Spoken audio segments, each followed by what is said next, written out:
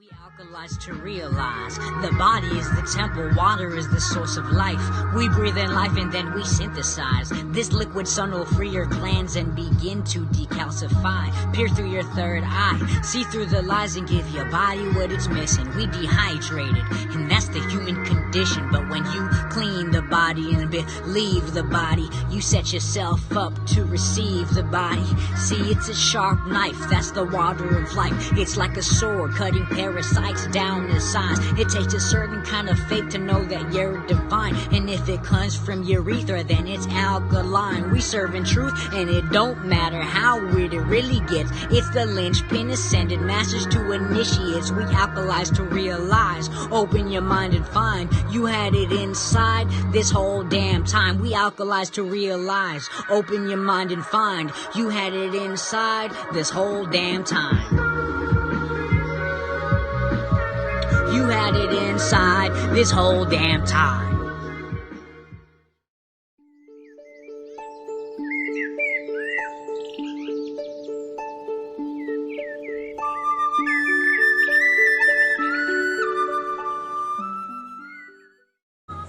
Greetings from Atitlan, Guatemala. And I want to make a quick live podcast to say to you, if you're watching right now and you are afraid to dance, or say you don't know how to dance, you can't dance, I want to show you. You don't even have to get off your seat, off your bed. Your kirtan, come to our kirtan. You can dance like this.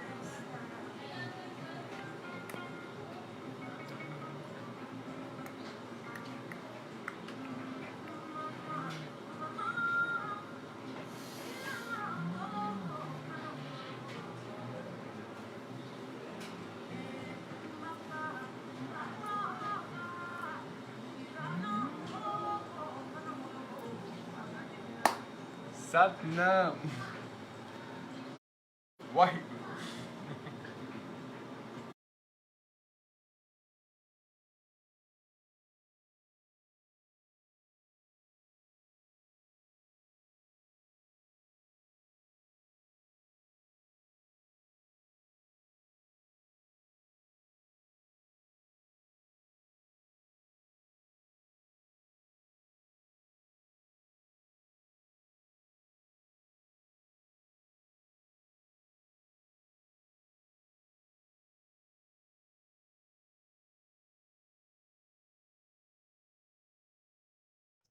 Hello, everybody. Welcome to today's Alkalise to Realize talk show. Today, I am joined by no one other than Hadi Ram. He's from sitting in Guatemala, having been practicing. What did you call it again? I keep forgetting. Yeah, Kundalini Yoga instructor, and he's also a. It's just so funny because these words, these things, are kind of like not. I'm not so used to it in my awareness. So yeah, you've been practicing Kundalini Yoga instructor for like the past 26 years. I've been, yes, thank you. I've been teaching now in my 25th year and practicing almost 30 years. I started in 92, 93, so about 28 years practicing, and this is now my 25th year as an instructor. So yeah, it feels wow, quarter century. Yeah, exactly. Yeah.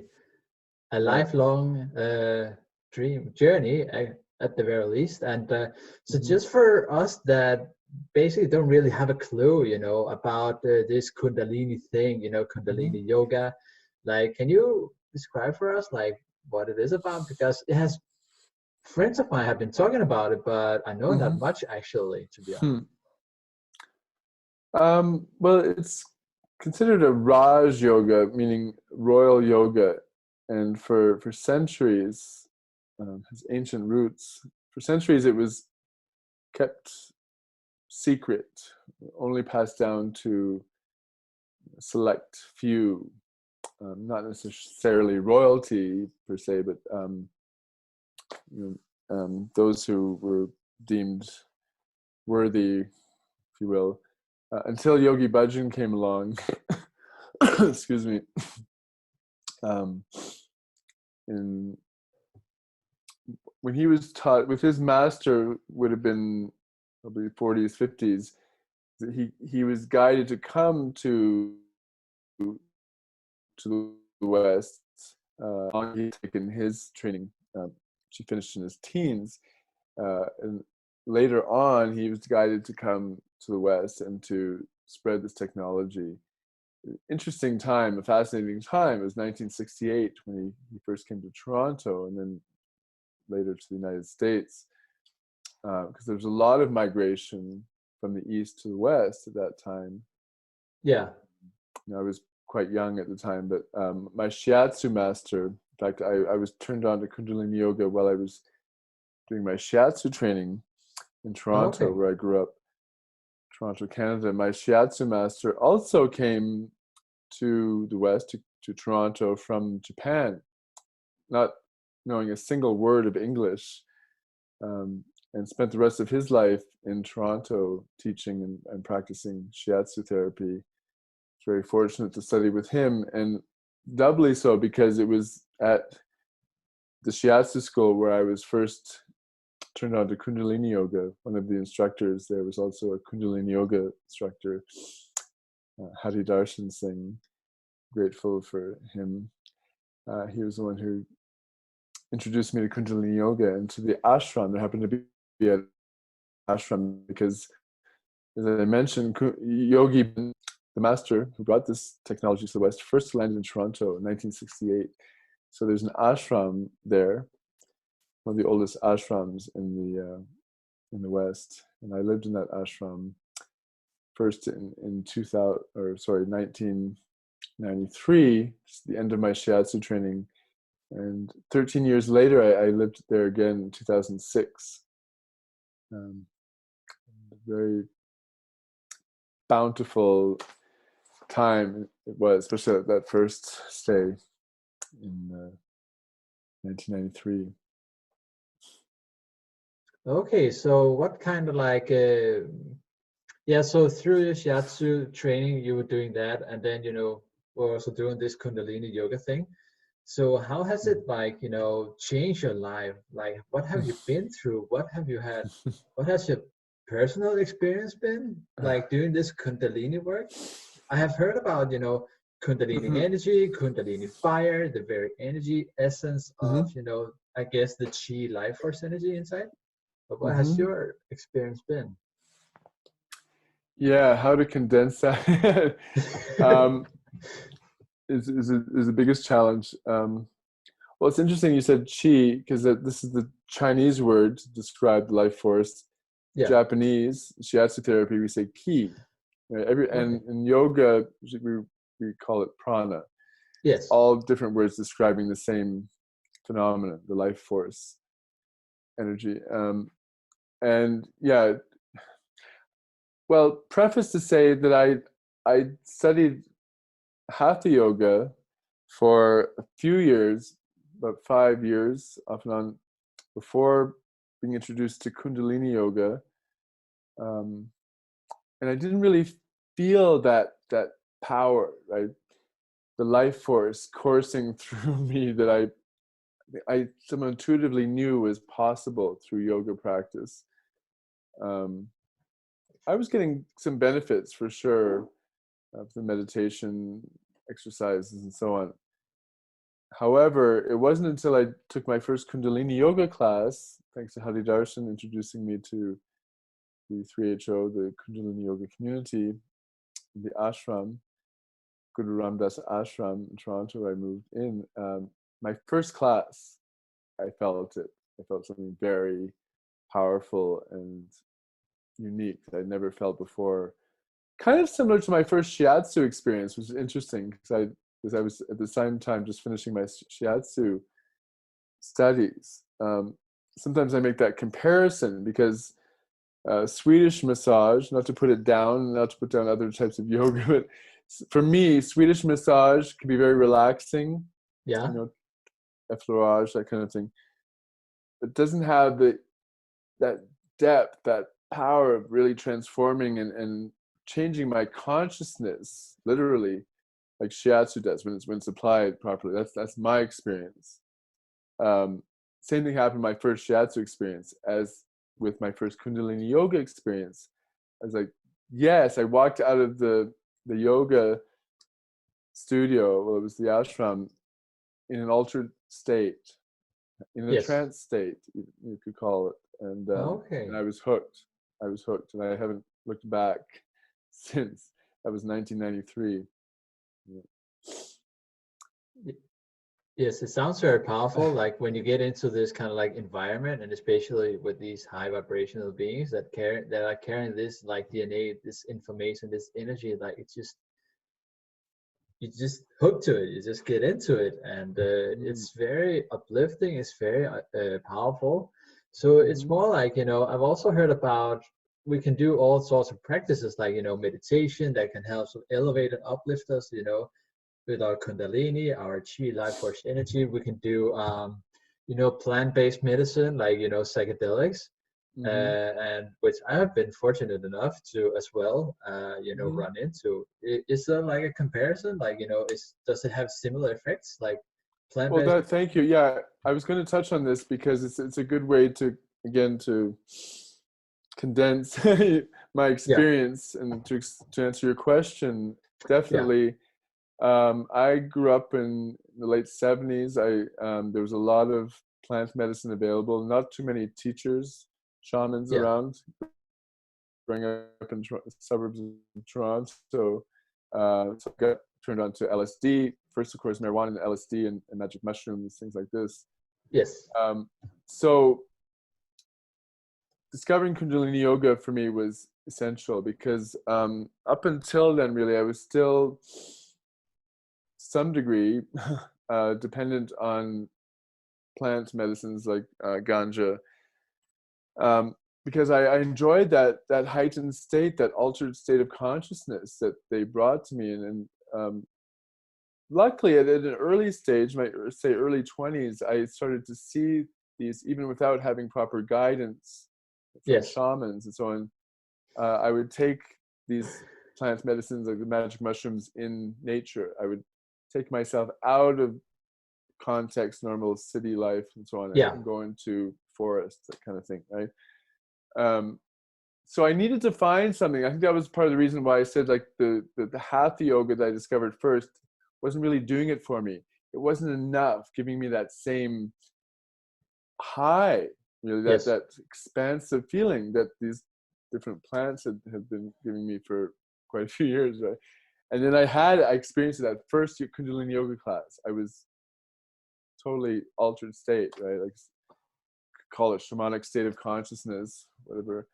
Um, you know, I've been working on a book, and I'm determined to finish it this year in 2020, which is the title is Shamanic Roots of Kundalini Yoga. Because oh, yes, Kundalini Yoga, and I feel like all yogas and really all the traditional healing arts have shamanic roots, primarily because shamanism predates all of these, right? But also because of my interest and study in shamanism, various schools of shamanism come to me. I started to see very clearly the connection, right? The similarities, right? So that's why I can call it trance state, meditative state, different states of shamanic state of consciousness. For me, it's all really the same. yes, The problem is with plant medicine like ayahuasca, of course, it's become very popular in the last 10 years or so. yes, it's spreading. Um, it's not something we can do on a daily basis for sure, right? And I wouldn't recommend that even. I know in some traditions in the Amazon, they'll do a series of uh, ceremonies over a period of 10 days, for instance, every other night kind of thing. Yeah, So I have had some experience with ayahuasca as well in the past. And that's given me some insight, and helped me to deepen my awareness of consciousness and how breath work, for example, pranayama, can do that for us without the plant medicines, per se. Yeah, exactly.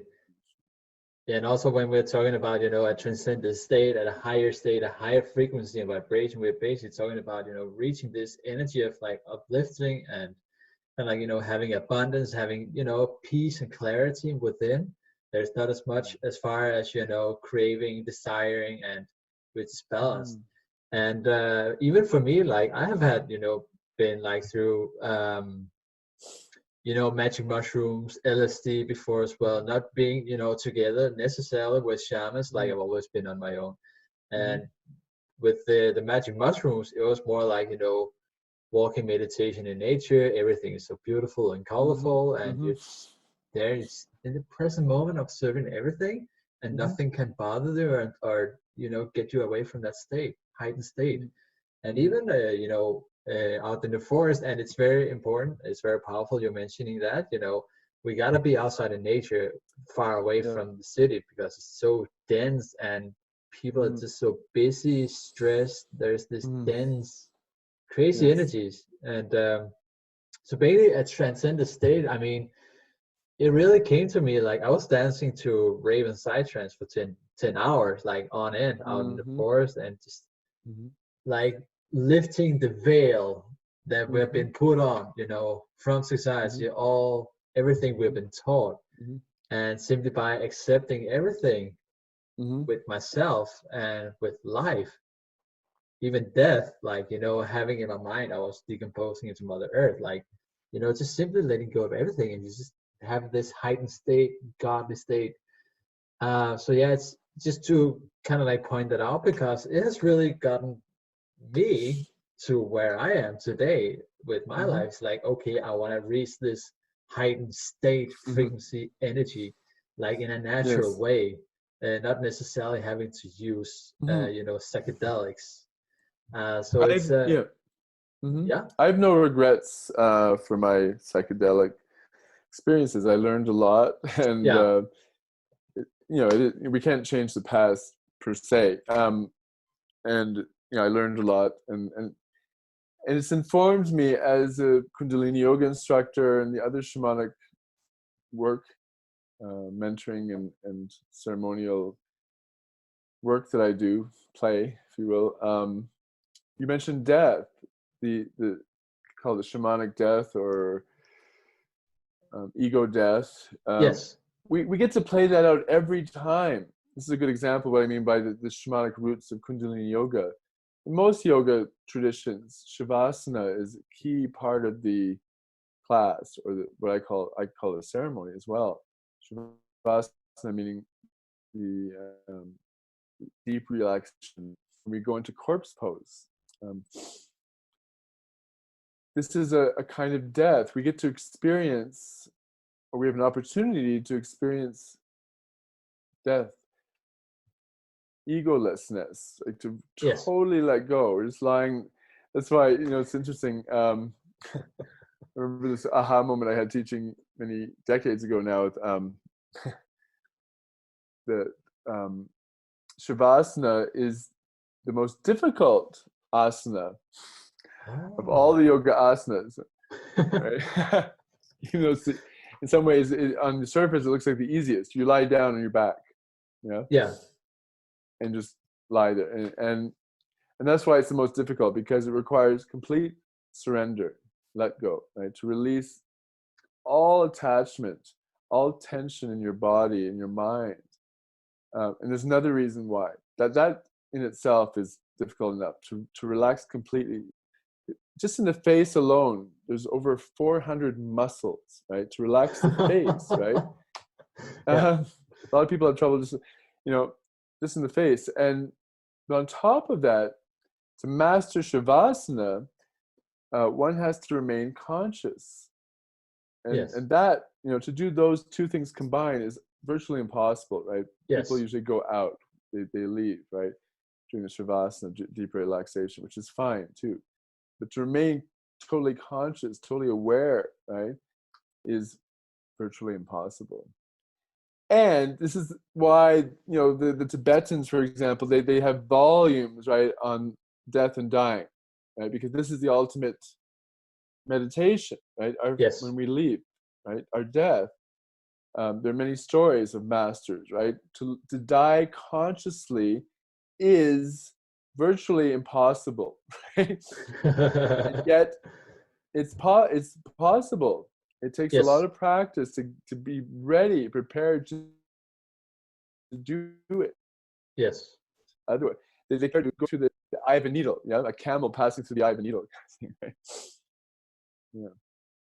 And we have time to practice. That's why the daily yoga practice is one of the reasons it's so essential. We get to practice dying every time we sit down on the mat.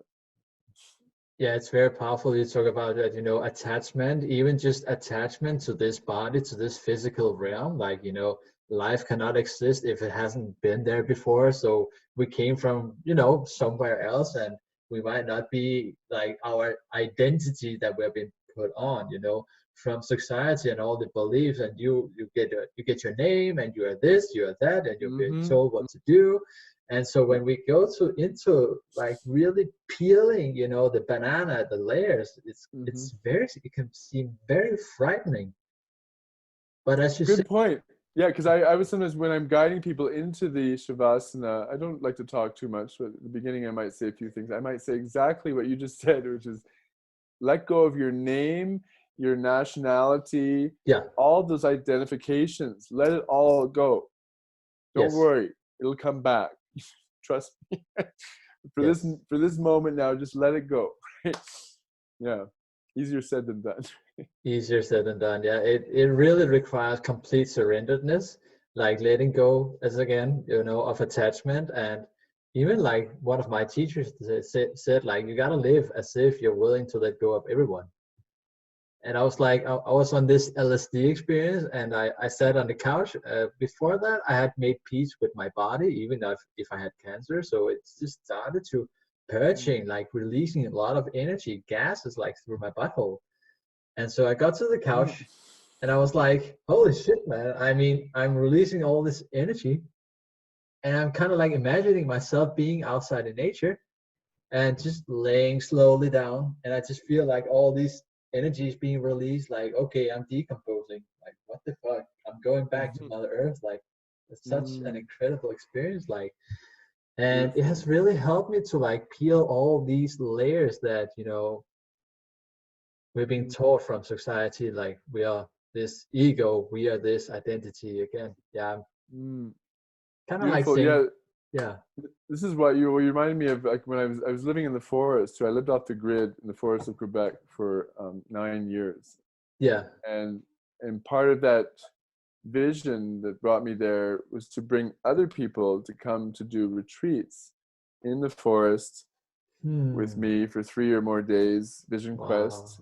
And I love doing, especially when the environments, the conditions are right, to do our yoga practice or meditation practice right on the earth, right? Sometimes yeah, maybe with a blanket or something, but on the ground, sometimes no blanket, nothing, right? To ground ourselves, because I'm always speaking about this too in yoga class, and for now 25 years, right? Grounding, rooting oneself. And what better yes.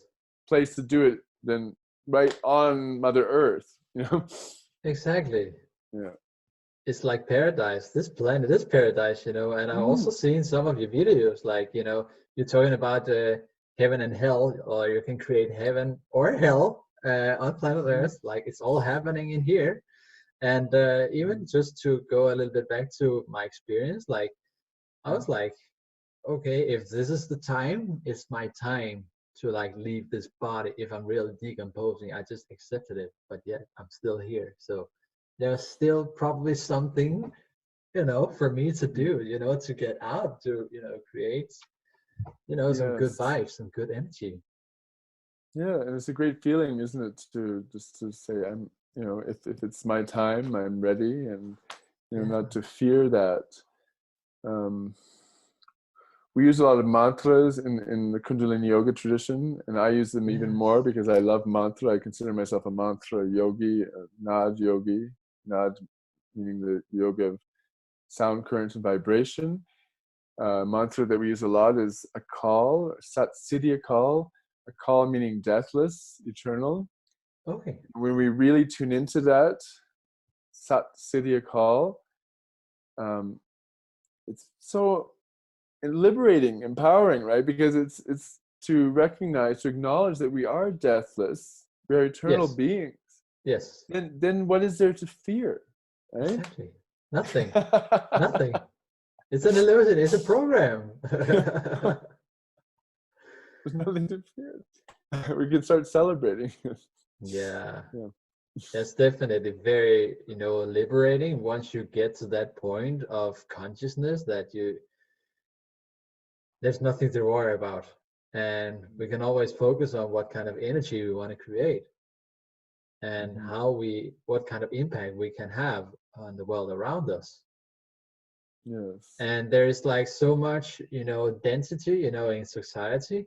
There's all this fear of like, oh, if I do this, if I do that, I'm gonna go to jail. I'm gonna have to pay this fine. I'm gonna, and you hear all these stories of like, high vibrational being, like game changers, like they're being killed or assassinated for like doing the kind of work they're doing. Like, okay, that's interesting. Like, I mean, I still see so many people doing the actual work and they're thriving. I mean, Yeah. there's nothing stopping us, only ourselves. Definitely feels like I'm in my 6th decade now. I'm turning 57 actually in about a week or so. So Congratulations. thank you. I've seen a lot over this 6 decades. And I'd say like 20 years ago there was more fear about speaking out in public, some of these kind of Yes. new age topics, Yes. controversial themes. Now there's no excuse, right? We have critical mass. Yes. There's too many. It's too much mainstream now. I mean, the media will still try to, censor, but it's silly to have any fear now at all, really. Exactly. And we are eternal beings anyways, so.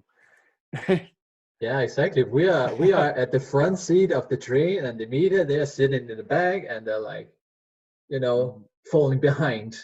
And people are really waking up to like, really dive out and dive in and tune into all this. Definitely, it's yeah, and Yes, again, exciting time. exactly. Yeah, it's Yeah. consciousness is expanding. The nature of consciousness is expansion. Love itself is expansive. So really, there's nothing that the so-called Illuminati or the Greys, darker can do to stop it. Right? No. It's kind of laughable. It's always been laughable. I think it's even more so today, right?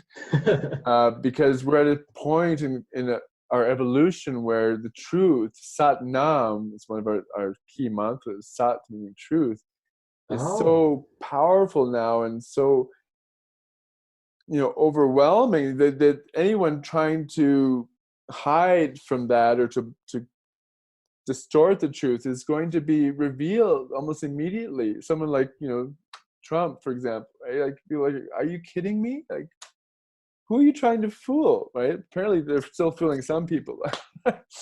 Yeah. It's kind of, it's laughable. And yeah. Yeah, really all Sense of comes humor. down. Yeah, really all comes down to control, business, and even like just for the pure existence on planet Earth. Like, it's so very interesting to like, having all this control, but it also just reveals like, they're really hurt. Like, even those at the very top, controlling everything, like they think they need all this in order to survive or in Yeah. order to feel whole and complete, like, through Mhm. others. When we have it Yeah, all well, in to here. see, yeah, that's how I see them as undeveloped children. Basically, they haven't. Yeah. It's like you mentioned that podcast that I did yesterday, Yeah. where I spoke about disharmonious situations. People are having some discord, some issue with me. For example, there was one specific example that I was referring to, where I felt this person is lashing out at me for unexplainable reasons. I feel Yeah. like I'm not wanting to engage in that. Mm-hmm. So I know that if that's the case, if I'm centered enough and staying in my heart and my truth, then I know that that person is hurting inside. If they're lashing out at me in some way, or trying to engage in some kind of hateful or combative Yeah. dynamic with me, I know that that's what's going on inside of them, and that helps me, of course, to feel empathy, even to forgive Yeah. them. And at any Yes. moment, like I said in that podcast, to say to them, if they give me the chance, it doesn't have to be this way. It doesn't have to Yeah. be this way. Let's drop this nonsense. Let's try it. Give it a try, and maybe we can even have a nice warm hug and laugh about it. Yes, exactly. I mean, I have had like a lot, I don't know what's going on right now, but like for the last few days, I've had a lot of encounters, like, with people, just reflecting the inside, the inner self. And, this is all bungers, this is all bullshit. Like it hasn't been proven, whatever. And I'm like, come on, do you have any experience? Like, I mean, for instance, like with urine therapy, and I also saw from the interview you did 1 year ago that you're also into urine therapy. So like, I mean, it's but without experience, and when you speak with somebody who has the actual experience, it's like, okay. But I mean, it is a wonderful thing. It's like, you feel all this resentment, so like, oh, I just want to stay out of that energy. But that also, really gives the opportunity to really do the light work, maybe to help them, raise their consciousness, to inspire them. Yeah, I mean, it's it's part and parcel of the life path that I chose. Or it chose me, right? Basically, I wasn't able to do anything else. The only other Oh, work I've really done, I was a waiter many years ago, before I got into the healing arts and counseling and teaching Kundalini Yoga. It's all I've known, right? So whether I'm working professionally with a client or not, people are drawn to me, sometimes unaware in the example that I use. So they're projecting stuff onto me. I've oh, seen it. I've seen it with clients. I've seen it with strangers, friends. Uh, and so through my experience and training as a therapist, as a counselor, I've learned a few things, like how to stay neutral and not take it on and not yeah. engage in this kind of not to try not to judge them, and that's sometimes the most challenging part of it, right? Because they're like Exactly. but Yeah, it's a it's good. it's very challenging, and even based upon our own life experiences and the things that we have been through. Uh, so yeah, definitely. It's just I had it on my mind, and then it okay. Um, but yeah, basically, the eyes is the screen, into this reality. We are multidimensional beings, but it's just like watching a movie. If we can get to that state and just be able to observe like what's going on here, and put ourselves in the other person's shoe. Well, one way of describing this concept or this dynamic again is comparing two words. One is to react, and the other is to respond. When we're reacting, in my vocabulary or my definition, reaction means ego. It means Yes. uh, attachment. Yes. Yeah. Responding comes from the heart, comes from non-attachment, non-judgment. Reaction is all about judgment. Yes. Right? You, Yeah. me, we're separate, right? And responding is we're one. We are Yes. one. Exactly. Ekankar. We chant Ekankar. That's the other mantra, key mantra, one of the few. Right? We are one. So reaction then just disappears. Or when we really tune into that oneness again, that eternal nature, which is oneness, right? What's the point of bickering and pointing fingers when we're we're the same. We come from the same source. We are one, right? Yeah. And then we can respond. Yeah? Doesn't mean we're always agree, but we can at least hear each other out, without getting triggered, without getting resentful and all of that. Just okay, I hear you. And hopefully, and then they can hear us. There's an exchange, not someone talking at the other person. In this case I referred to, it's often like one way too. Often when somebody's talking at me, it's in this reactionary way. It's a one-way thing. I don't want to talk in that way. And they don't even give me a chance often, right? They don't literally won't let me have an opportunity to respond, even if I want to, right? Because right? Yeah. Then all I can do is just breathe, right? Yeah. And eventually maybe say, I just remembered I left, there's a tree I need to go hug right now. Sure. For sure. Of course. Do that. Feel free. But usually before I can even say that, they storm off when they finish with their rant, their outburst. They're gone before I can even respond. The good doesn't happen very often. I actually thought you meant it like that. You were going to do like hug a tree right now. I'm like, okay. Oh, right now?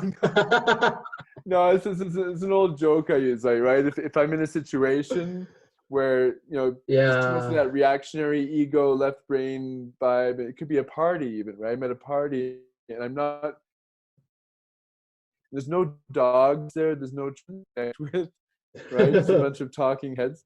At some point, I might say to them, oh, excuse me, but I have a date with a tree right now. I have to go hug a tree. Excuse me, but I'll see you later.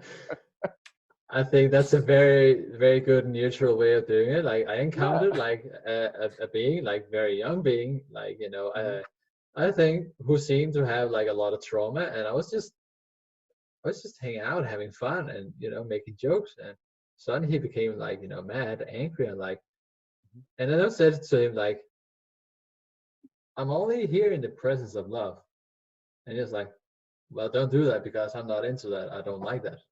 He got triggered by that. Yeah, he really got triggered by my confidence and my inner peace. Like, what is going on here? I was like, okay, what am I going to do here? Because what can I even tell him? Like, I mean. Oh yeah, I know exactly. Yeah. I'm only here in the presence of love, wanting to share love, and they get triggered by that. Yeah. What to do then, right? What do you do? Yeah. You can continue trying to argue, to reason with them, right? And good luck. Yeah. Right? And that can be such a hard thing, like, because we're so logically placed, like, if like thinking about logic, but if I say this, I say that, and we can continue, but like maybe it's just not his time. We just gotta, just another time. And then I went for my bike. Then I came back because I had to, pass them. And then I was like, this whole universe is a manifestation of God. Only God can create gods. So we are in our true essence a God. So how you treat others is how you treat yourself. And then I said, and before, she said, like, before I said it, like, how you treat others is how you treat yourself. Exactly. The essence of life. Enjoy your night. And I was like, okay, goodbye. But it's such an interesting, experience to have that when you encounter those situations, and the kind of like,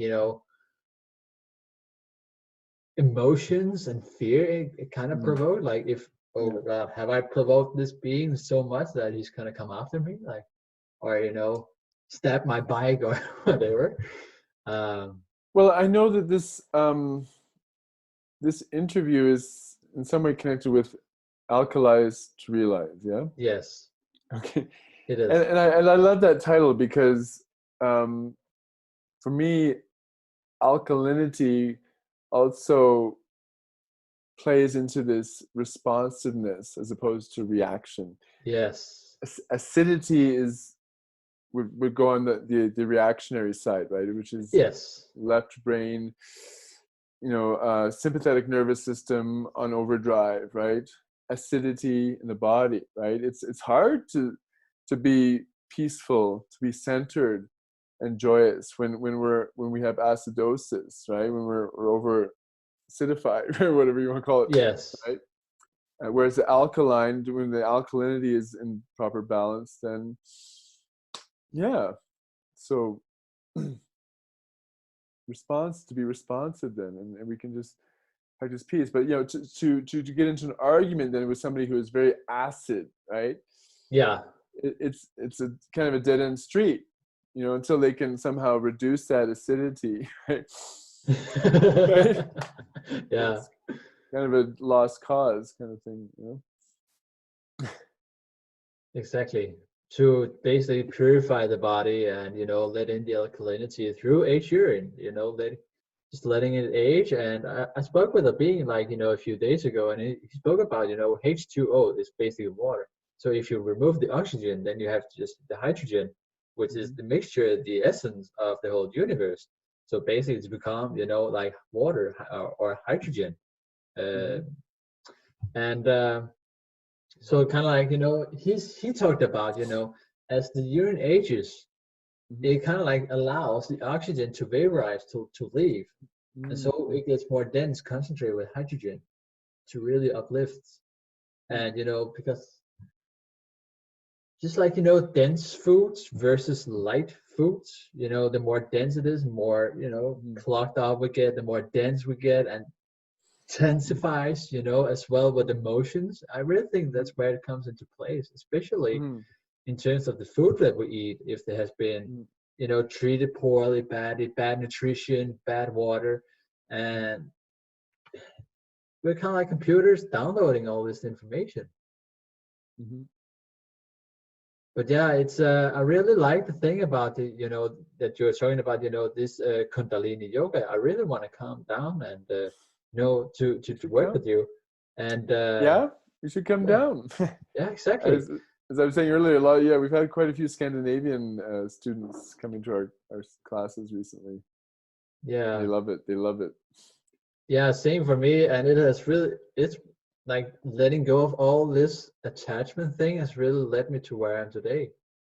To really dive deep, because we can only go as far as we are willing to go and grow.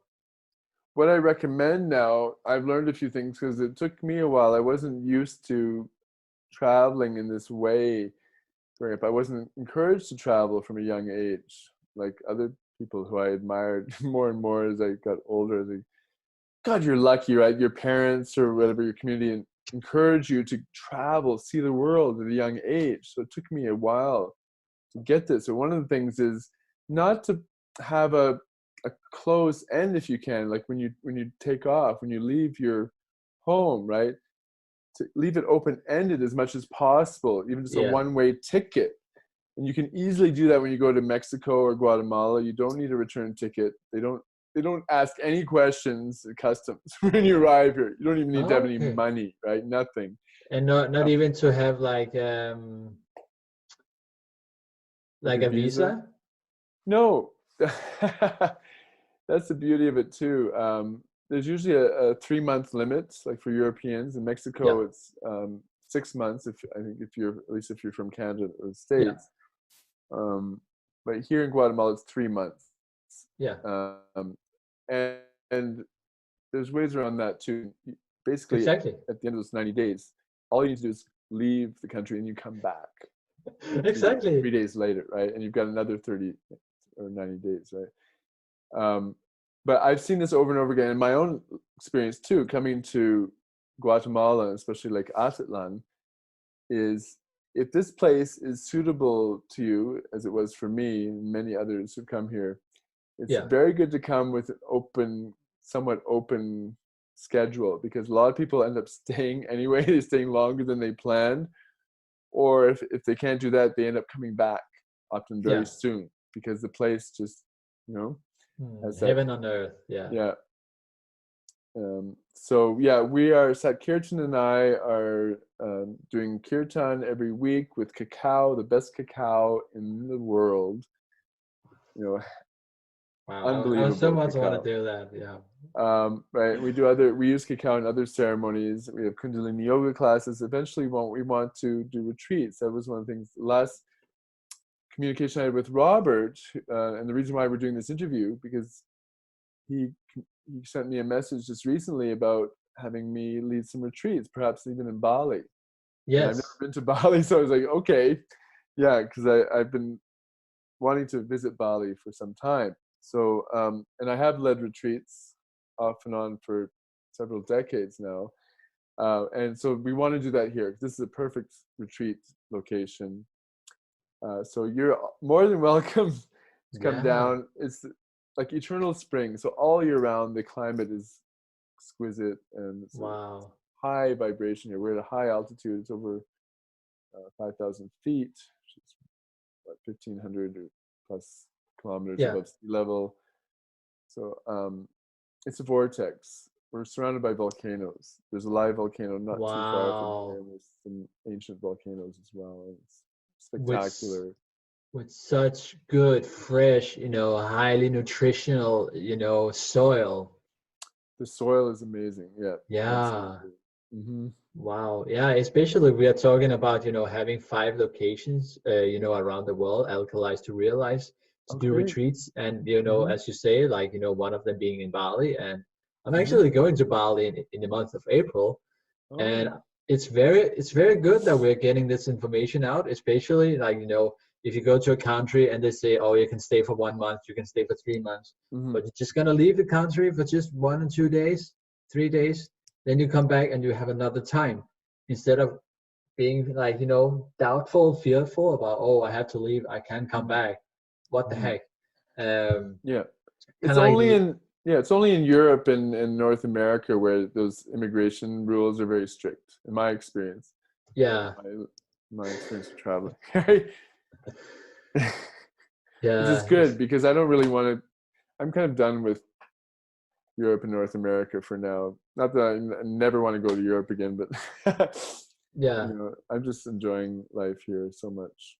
Exactly, and also to get back to this cacao ceremony, isn't it something Mhm. about it really opens up the heart chakra, or what is it? Absolutely. Oh yeah, cacao is for me is one of the most potent, beautiful heart medicines Hmm. on the planet Yeah, by far. Yeah, it's pure heart medicine, and that's why we love to offer it at our kirtan, because kirtan, chanting mantras with live music, as we do, is pure bhakti yoga, right? It's devotional heart medicine. So combining that with the cacao is like heaven. wow. Yeah, it's the highlight really of our week because we do it every Friday evening here at the lake. And we've had amazing response in the first 6 months here. We've been doing it together. How has people described their experience with these heart chakra, medicine, Hmm. cacao? How do they describe it? Yeah, their experience. Hmm. Good question. 'Cause we're trying to bring together some more testimonials. Okay. Because it's helpful to enlighten and bring more people to these experiences that we love to share. Yeah. We've had some amazing testimonials, and um, so yeah, the response is often like that, just the feeling of heart opening, of emotional release, feeling more playful, a joyousness perhaps that they haven't experienced for some time. It's like with our Tantra play shop that we do once a month here as well. We call it a play shop on purpose. Yeah. Um, and people, that's one of the main points of feedback that we receive from the participants, Oh. that the playfulness that they get to experience and rediscover in those play shops is really special. Because a lot That's of adults forget to play a lot, right? exactly. The Is life that is, what you know, is that what tantra is about? Bringing back the playfulness in the relationship. For me, yeah, that's a huge part of it. You know, Yeah. I don't like to call it work, right? Because No.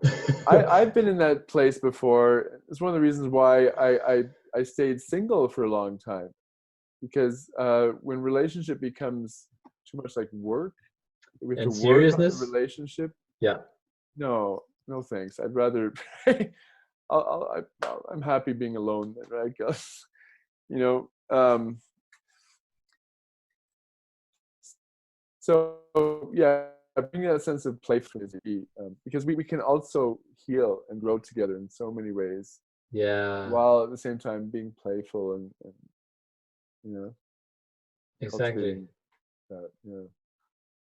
And I totally get like, that feeling, like, forgetting about, the playfulness and being more like in the seriousness energy, and it just never works. And so once you are there, like, in the playful energy, things just flows. And instead of like going to, oh, let's do some health, no, relationship coaching, or having these serious, like, talks, Mm. like, okay, open up, like, let's go do some cacao retreat, or, out of nature. Well, if I may say right now, we are doing relationship counseling and mentoring Yeah, online, long distance as well. I'd love to, if I could say that to your audience. of course, of course. Of course, we love working one-on-one live with people like we do here. But we also have some programs and some mentoring options like that. Because yeah, I think it's really important to cultivate that playfulness. Yes, There was something else you said, it escapes me right now, but it might come back to me, so keep it will talking. come back. um, But yeah, we really, that's also what I resonate with. Really want to, bring out, really establishing, a good foundation of having a good, blissful relationship, rather than just, jungling around, and oh, also to I know what it was. I remember now. yes, Because this is kind of funny too. It's related to what we were speaking about to some degree, at least. That a lot of relationship counselors that I've come across in my research, and checking out other people who are doing similar work, are single. that does not make sense at Doesn't all. make a lot of sense to me. No. But I don't know if you've noticed it, but I've noticed quite a few relationship coaches, counselors, what have you, are single. I think, wow, that's interesting. um, and I think that's one of the things that makes our work, meaning myself and Sat Kirtan, so valuable right now. Yes. Besides the playfulness that we bring, the joyfulness that we like to work together. Like when we're doing counseling online or live here, we really we encourage people to work with both of us together. Sometimes it might be appropriate if I want to do some work with a man one-on-one, for example. We Yeah. can do that. But if we're counseling couples, it's so beautiful when the two of us can do that together. Yes. So you both get the whole package, rather than just getting kind of like the store, and then the other one has to buy into it, Mhm. without getting the experience. Yes. Yeah. And also I've seen, talking about, through your website, there's also this program of like, what you can do and things you can do to kind of like, find your soulmate, because we are Oh, so like in this, society, we're so like, how do you say it? We are separated, or this division, and all these insecurities. isolated. Yeah. Hmm. Yeah, isolated. Yes, it's even for Hmm. me. Like, I'm still kind of like having some programs in my mind that I want to Hmm. liberate, and just Hmm. flow and just be in the present moment and not give a fuck. Hmm. Well, I'm very impressed. So I want to honor you for the research that you've done to prepare for this interview. And I'm honored and appreciate that, because yeah, we Satkirtan and I, one of the first things we did when we started developing our coaching practice, if you will, I prefer to say mentoring, Yeah. is what we call the Soul to Soulmate program, which is designed primarily for single people who are That's good. ready, Yeah. wanting to attract their Yes. ideal soulmate. Yes. And we say ideal soulmate because, in our view, we have many soulmates in this life. Yeah. In fact, we could say that we're all soulmates, again, in terms of that oneness that we spoke about earlier. Yes. You know? But every soulmate relationship, whether it's romantic or otherwise, has a specific dynamic, frequency. Our school is called the School of Nod for a reason too. Nod meaning frequency, vibration. Oh, that's a good one. So our approach with the soulmate program too is about vibration, about frequency, raising our frequency, removing anything that's blocking, that's Yes. lowering our frequency, so that we can really expand in the world and attract those who are also vibrating in a Yes. similar frequency. It's law of attraction, basically, right? Yes. And so thank you. It's been a really amazing process already. We've had some great success, and surprisingly more men than I anticipated, because most of my, up until then, really, well, when I was working, like I said, alone for the most part of these 2.5 decades plus, my women, especially because of the nature of the type of work play that I do, it tends to attract more women. The good news is now, and I think Sat Kirtan is part of the reason for this, but also the changing times, that more men are now ready and open for this kind of work and practice and play, that we are attracting some beautiful male clients and students who are ready and having success. Like it's working. Wow. Some of them already have attracted their ideal soulmate, beautiful soulmates.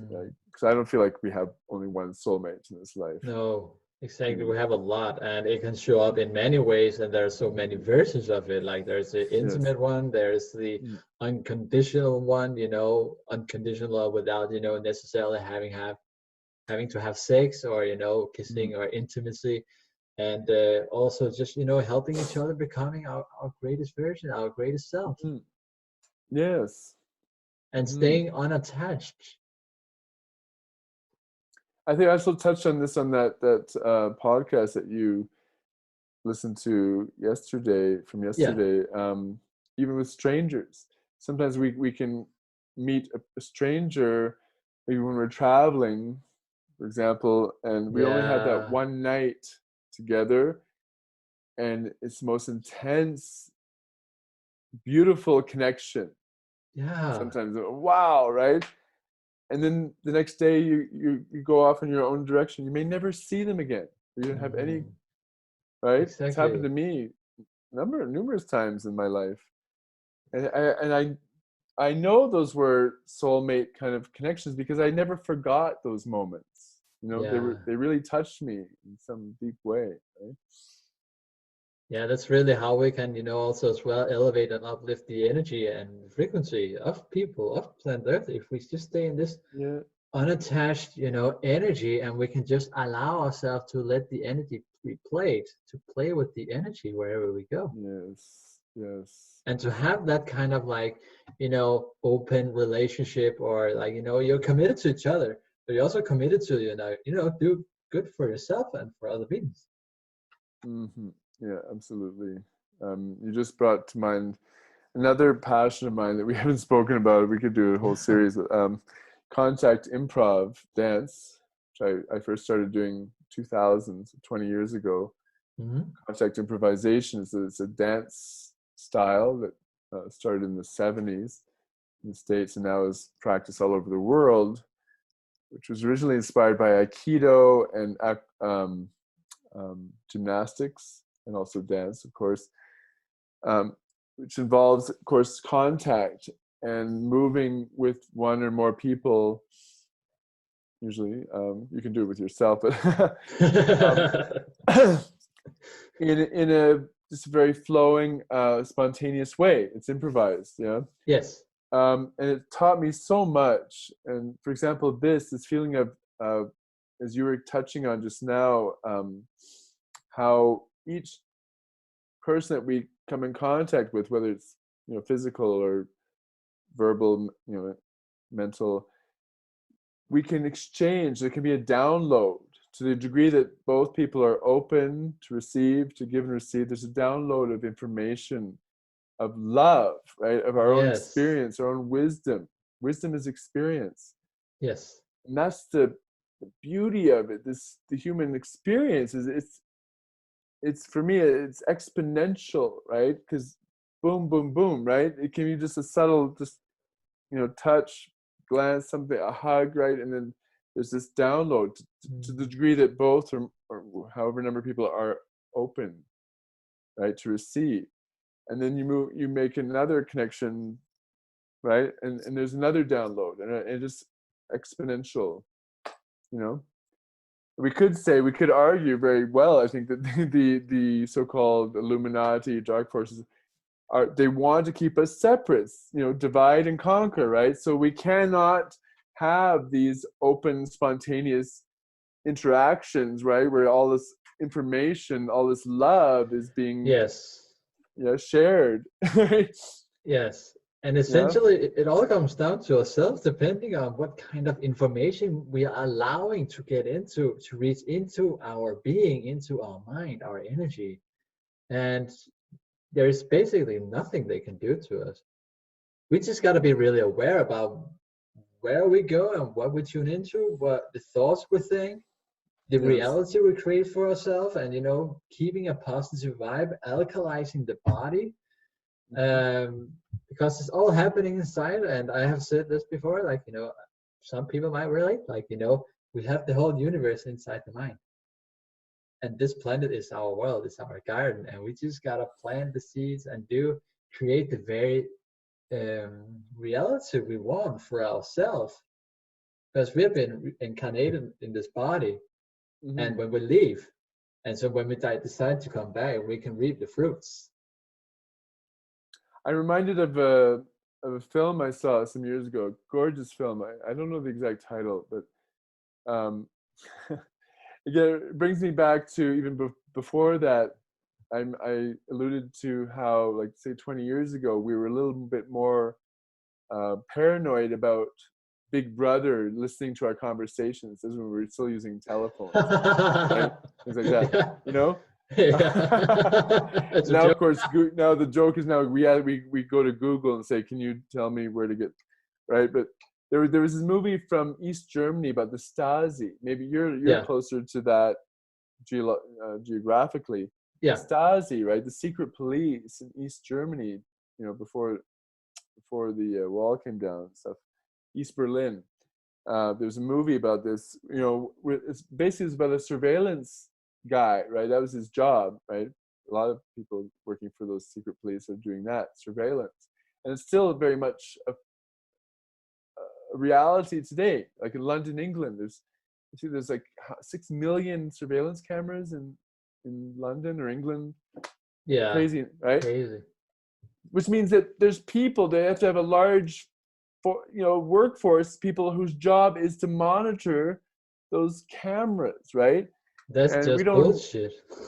But here's the thing where we can flip it, right? My friends, we used to do that even when we were doing the phone, because we had these long conversations talking about all this stuff, and at some point we go, okay, you guys, we know you're there, you're listening. So we pretend we just start a conversation with, kind of like in the movie. It's somewhat like this movie about the Stasi in East Berlin, right? Yeah. They weren't aware. It was theater people. They weren't aware he was surveilling them, but he kind of fell in love. He did. He fell in love with this couple, right? Because they were so passionate, right? And he had this stupid job, right? Yeah.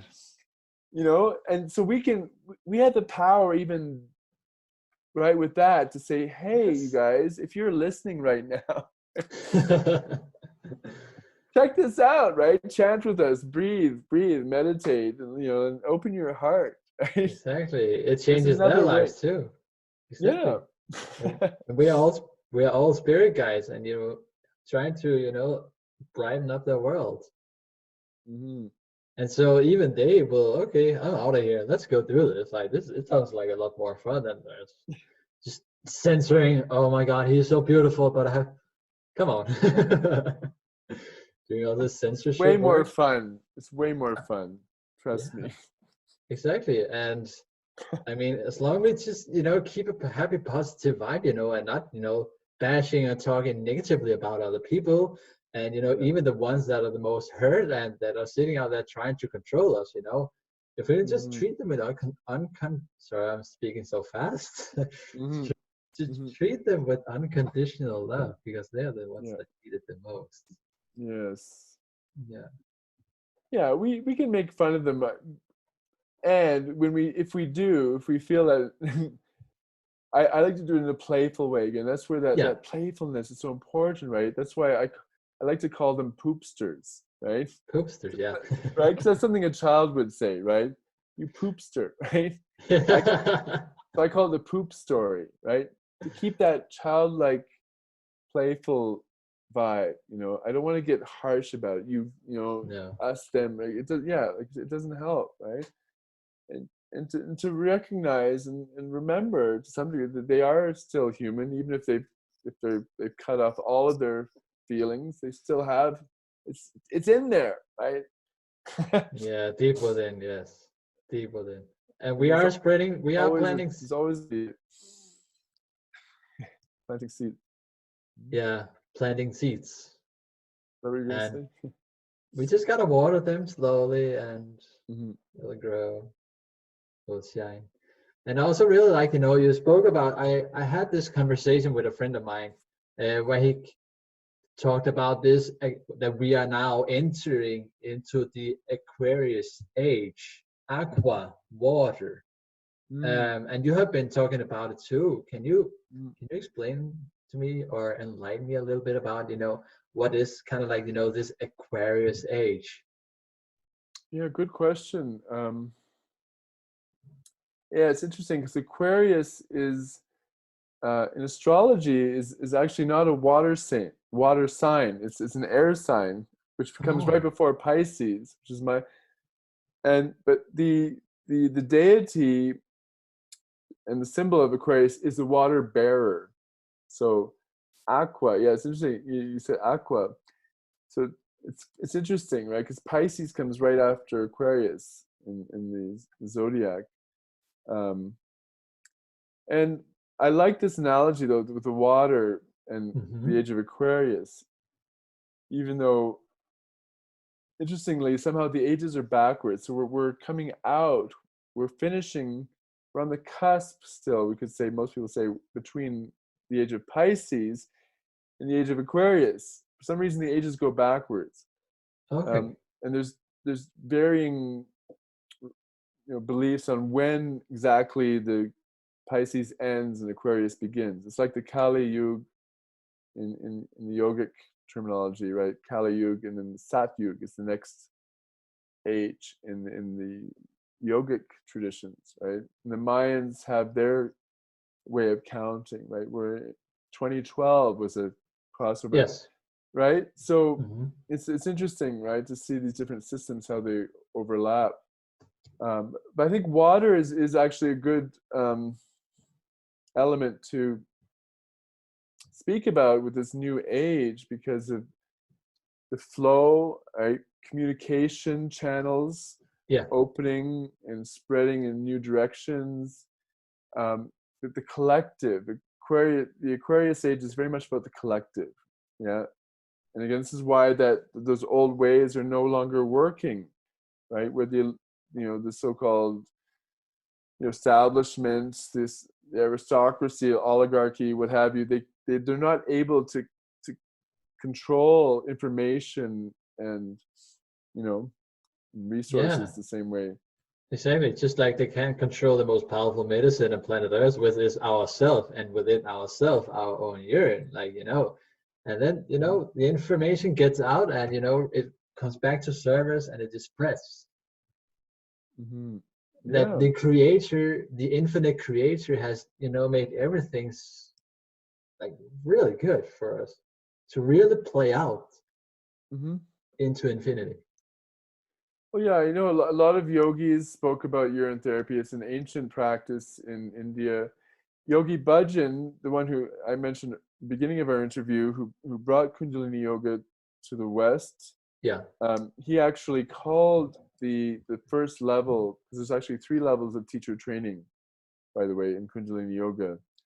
Yeah. First level, he called it, and for good reasons, intentionally called it the Aquarian teacher. Why? Because he started his teacher training in the 70s. He saw this Aquarian age coming soon, right? 2012, I think that was the date he was looking at. So he wanted to prepare teachers to disseminate to as many people across the planet this ancient, powerful technology, so that we could help usher in the new age, this Aquarian age. Because he also prophesied that by the year 2013, that growing number, he said, I think even up to like 2/3 of the population in the West would be experiencing symptoms to relative degrees of insanity, right? Yeah. And Which pretty true, right? yeah. He was saying that 20 years earlier. And thus the importance of the Aquarian teacher. Yeah, help prepare and to deal with all of these energies, rising energies and pressure, the pressure of the times, as he would say. Yeah. Yes. And I really just think like, Aquarius age, Aqua, and it's also like really resurfacing. Like, I mean, so many people being inspired to like, do urine therapy and to, and also this talk. And even like I've seen, celebrities on stages like, I can't remember the name, where it talks about become like water. And I'm at that stage as well. Become like water, urine, coconut water, juice, filtered clean water, really cleaning out, filtering it out. And also like, we are just like, part of nature. And so our bodies flows with energy. It's the liquid, and they say we're like 70-80% water. So we're like, basically we're having a river inside of us. And so we can continue to throw all this, cooked, dense, processed foods within.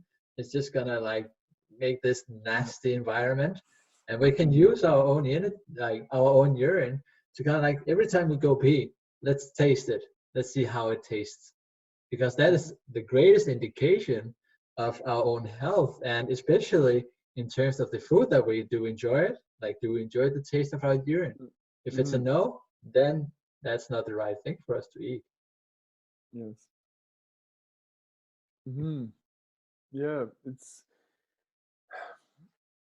Yeah, the Aquarian way really is again, I think disseminating all of this information so to empower each individual, Yes. to remind us to remind us and help us remember that we are all divine beings, that we all have the wisdom, like you said, within us. We don't have to look. That's the Piscean, the old age, right? That we have to go outside. We have to look Exactly. for authority outside of ourselves. Oh, yeah. It's Just all like, within us. yes, just like some of these movies, there's openly stating that the pharmaceutical industry is poisoning people, and yet they're looking towards the universe, other planets, to kind of like find the remedy, the cure to like these inner conflicts, inner illnesses. Like, what the fuck? Okay, see you out there. Yeah, So funny. it's ironic. Yeah. Yogi Bhajan grew up as Sikh, so a lot of people confuse Kundalini Yoga with Sikhism, because he is the master who brought this technology to the West and now throughout the world. But it's not about Sikhism, although a lot of the mantras that we use and chant come from the holy books and scriptures of the Sikhs, which also have Sanskrit roots. And it's one of the things that really attracted me and keeps me totally committed to this practice, the mantras and the prayers and the holy texts that they come from. Guru Nanak is the first prophet of the Sikhs. And his message was that he was Aquarian, just like any true prophet, like Jesus, Yeshua, right? Aquarian age stuff, right? Guru Nanak lived in the 15th century. He was born in the 1400s. And basically his message, and this made him a rebel right away and a target of the establishment, right? Like any true prophet, because his message was, you don't need a middleman to reach God. Exactly. God is with you. You can connect with God. You can contact that God source directly. You don't need a middleman. And of course, the establishment did not like to hear that. They didn't want him telling anybody, right? And that's part of the inspiration of Yogi Bhajan and all of the teachings that we now share and disseminate. It's all within you. Yes. Yes. That's why Yogi Bhajan said, I'm not here to gather students. I'm not here to gather a big flock of devotees. I'm here to teach teachers. Yes.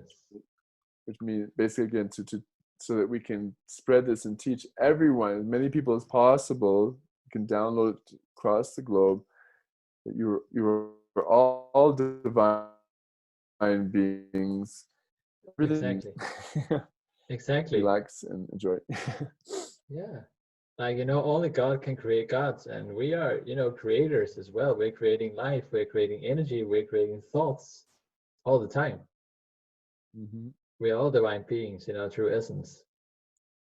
So beautiful. Mm-hmm. Yeah. So let's see.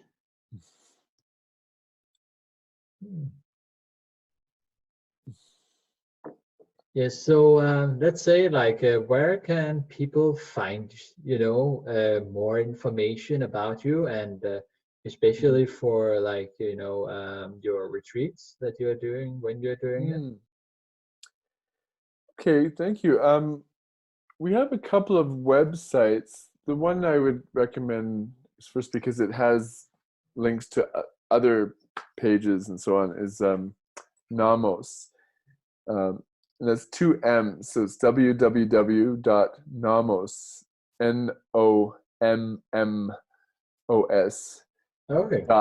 .space, not .com, .space. It was perfect because I didn't even know when we were looking for this to book this domain, we did not, neither of us knew that there was actually an option to have a .space. When we saw that, we started laughing because Namos has an interstellar galactic kind of story behind it, right? Exactly. So we thought this is perfect, right?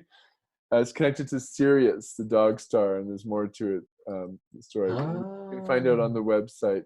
But Namos.space, and there is a Namos Facebook page too. In fact, we're also on Instagram as well. If you look up Namos, NOMMOS. It might be Namos Music or just Namos on Instagram.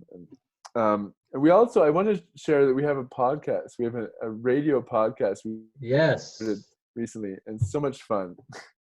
In fact, that's why I love doing interviews, like this, because I love radio, and I don't mind doing the video part too. I love radio. I grew up listening to a lot of radio, of course, in the 70s. And one of the things I love about radio is, of course, you don't have to use your eyes. You can exactly. You can be just doing other stuff, right? Just put on the headphones, or you could be driving. A lot of people, like in the States, can't, or in the car a lot. Listen while you're driving, or washing the dishes. And our podcast is called "We Got the Nod." Again, that's NAAD. Nod is spelled with 2 A's. we got the nod. It's on Podbean, but also offered throughout, iTunes, Spotify, and we're having a lot of fun. We're doing some interviews as well on our radio podcast. Yeah, that's a really good inspiration right there. Like, we can do these interviews, and even just from this interview, we can just just take the pure sound of it and just, play it. Yeah, you don't have to look at it, right? No. Of course, it's great to have kind of have the connection and actually seeing it live as it's happening. But if you're busy doing other things, but you still can, use the energy to tune in. Well, if there is a video element like we have right now, it inspires me to want to do some visual stuff, like do some mudra or something, right? Like, take advantage of the visual, instead of just going exactly. Do a little dance or something, or show you my amethyst piece, I love it. Yeah. Especially the gigantic ones. Wow. Oh yeah, those. Those. Yeah, we don't have one of those yet. Welcome. Awesome. So, and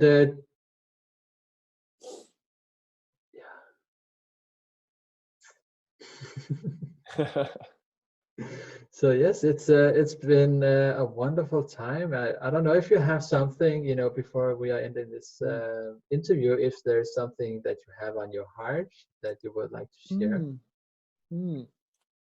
Oh, that's nice to ask.